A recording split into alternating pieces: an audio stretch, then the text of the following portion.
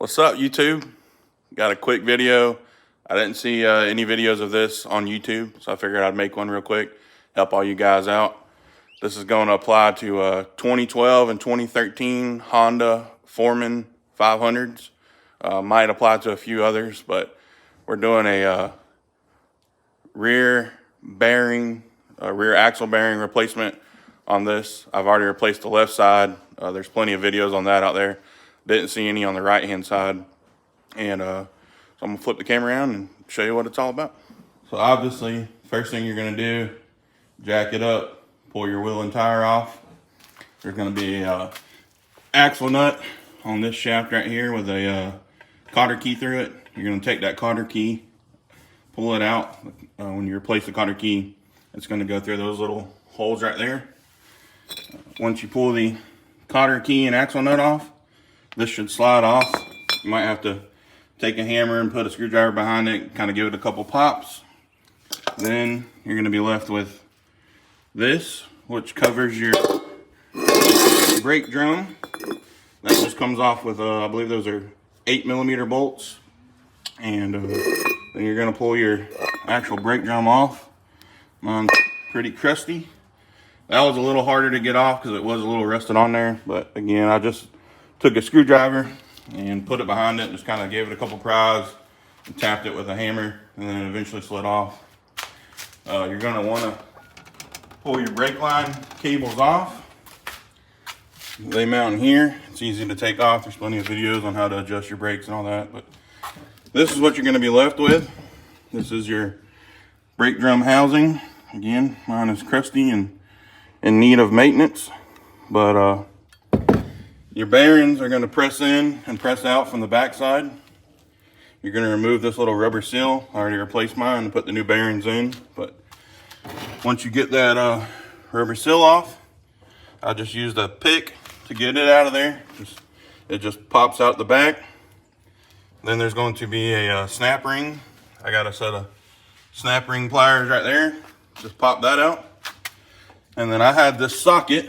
It is a 1.5-inch socket, and it fits the bearings perfectly. So I use that to press them in.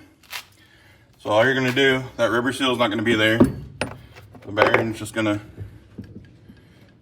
be sitting on top just like that. And just take your hammer and give her a few love taps. They should press in there pretty easy.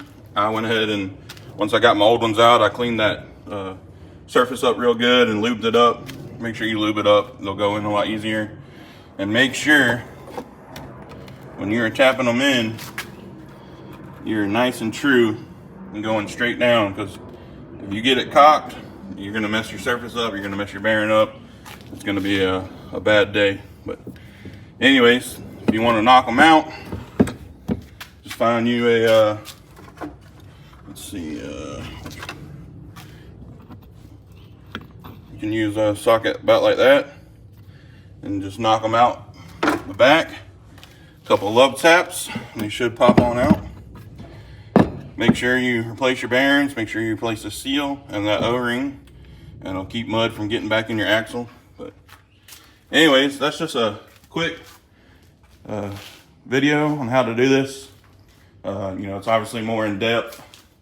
You're gonna have new seals to put in on your brake drum cover. The kit, I got it off Amazon. Let's see, does it have a part number on here? There you go, get it to focus. Rear brake drum. This fit multiple models. I got it off Amazon for like 20 bucks. Came with everything I needed. That's gonna be your axle nut. I suggest putting in a new cotter key when you do it. But anyways, excuse the mess. I'm in the middle of working, but just wanted to make this quick video and hope it helps you guys. Thanks for checking it out.